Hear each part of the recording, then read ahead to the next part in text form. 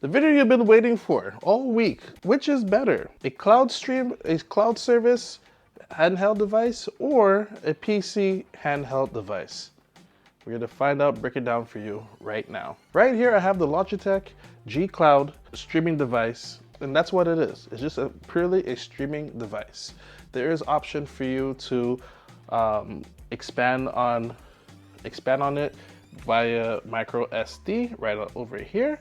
But overall, this is running off of Android, and you can download like a PlayStation Remote Play, Xbox, the Xbox Cloud Gaming app, but also the Xbox app as well if you stay at home locally. And then you also get access to Google Play Store, so you also have options to some Google games as well, running off of Android. And that's what it is. This is running off of Android. The streaming services is really good if you have a really good connection. Obviously, if you don't want to play, like an FPS game, like Call of Duty, for example, there might be slight. You won't be, you won't be the fastest one. Basically, I will say there will be some definite some delay there, depending on your connection as well. But nothing beats being like on your native like computer or console when you're playing those games. But overall, everything else. The games just run great on here. When we were testing it out earlier, things just work. Things just work. I must say, where I'm at right now, the connection isn't the best. It's actually running off an extender Wi-Fi adapter. And even with that, it is still running very, very well. You do have your Steam connection as well, where you could, if you're at home, you could just play games off of your Steam library. It sounds great. It's very lightweight. Like, once again, the battery life is great because it's either just streaming things, or if you did like have like Android games, you could just play built-in right here. Or movies as well. If you want to watch some movies, you can do that as well. And that's the benefit of it. It's just everything's streaming and it just works. And like it's cool. There's no heat. Like there's like nothing. There's no steam is coming out of here. Nothing whatsoever.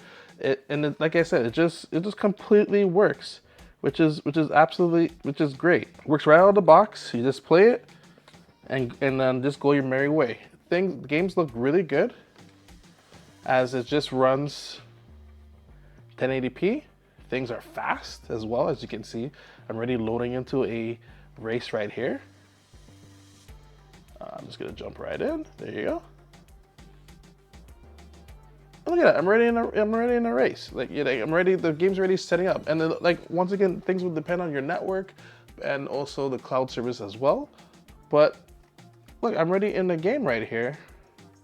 I didn't have to install anything. It just...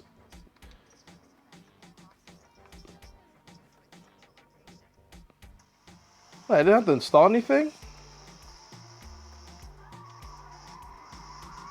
Don't mind the driving, because I don't remember the buttons.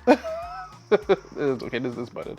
But yeah, basically, it just works. You don't have to worry about any installation whatsoever.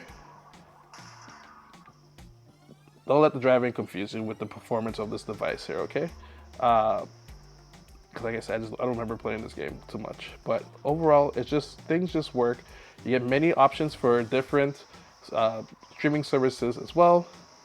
And if you want to download Android games, you can on top of that. So that's just one of the benefits. And like if I wanted to go in and check other things, I can do that on top of that.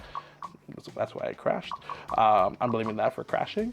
But if you also wanted to, like, play, for example, Steam games, and if, say, I was at home with my Steam library available, I can do that. Funny enough, I actually since I'm at home, I actually connected to the ROG Ally to basically put off the games to see how it works and everything, and it works very, very well on top of that. So that's, if you are like flooded with handhelds and you're like, man, I don't want to burn that, I'm gonna leave that plugged in over there. You can do that and then just continue playing your game off of this. and don't even have to worry, you know? That's another option I completely forgot. I was more curious than anything, but I wanted to see that it actually does connect. I think this is actually powered off, that it's not connected. There we go. But yeah, that's why it's taking a little bit longer. But yeah, you can connect to it, as you can see. We're connected. So yeah, you can do that. Yeah, you can connect to it directly. So if you have that option there, but yeah, but if it's all about personal preference. If you just want to play your game, if you're at home, you can do that. If you wanted to, wait, where's my connectivity? Whatever. If you wanted to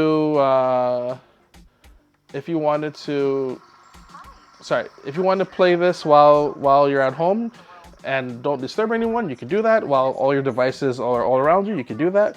If you are on the go, you can still take this with you on the go. And basically just play games.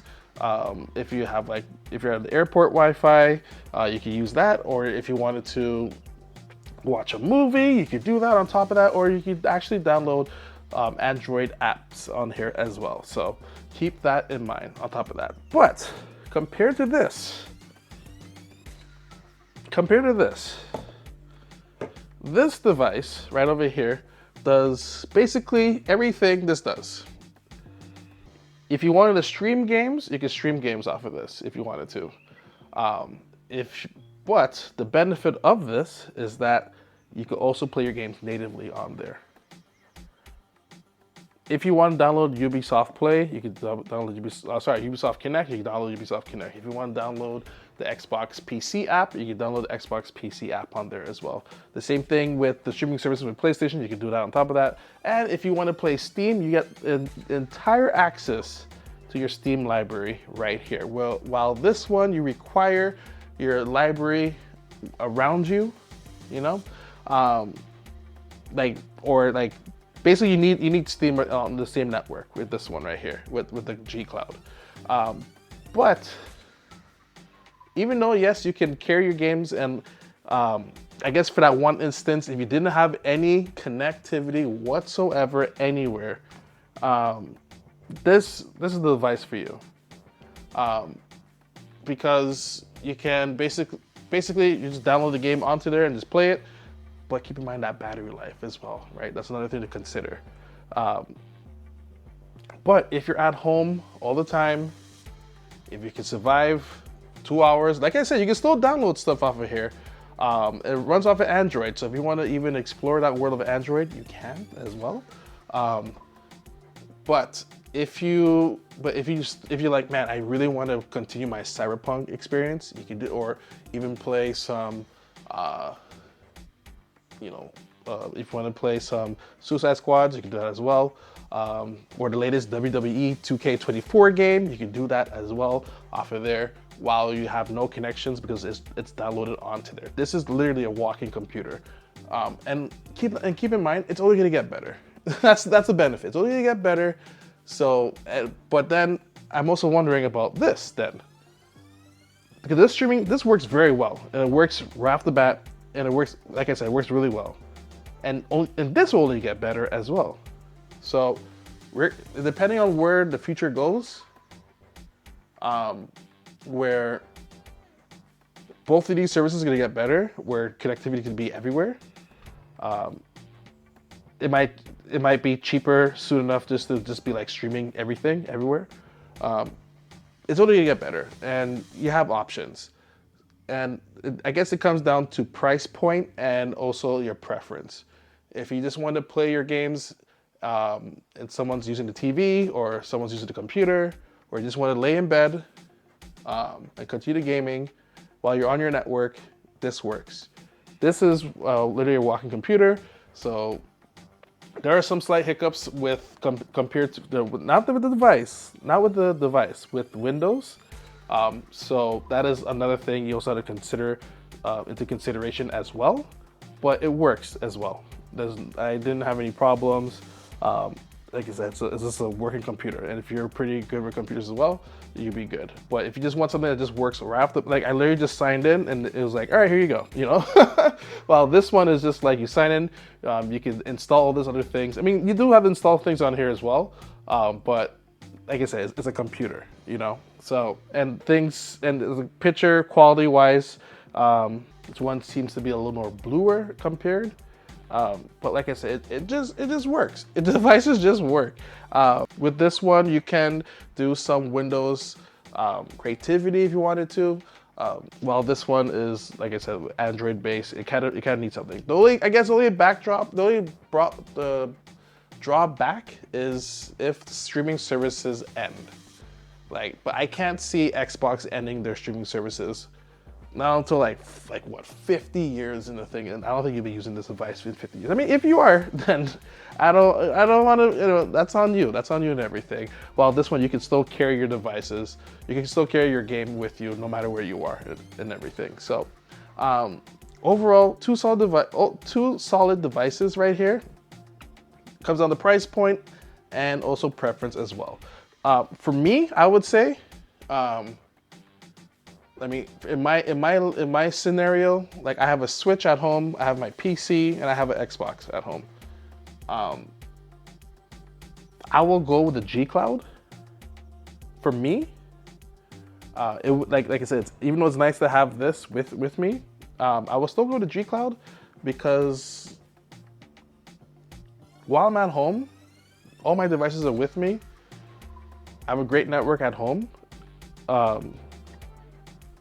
I feel like you could just seamlessly play longer hours with that device right there, compared to this where after 2 hours or 3 hours, I need to find a plug somewhere, you know? So, and like this just powers off a USB-C, which is absolutely great. So, I mean, so does this device right here as well, but I feel like this one will charge a lot faster. So overall, two solid devices.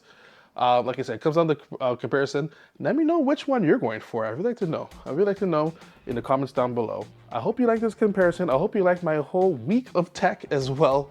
But if you missed any of the reviews, make sure to check them out right here. I'm gonna put them right there.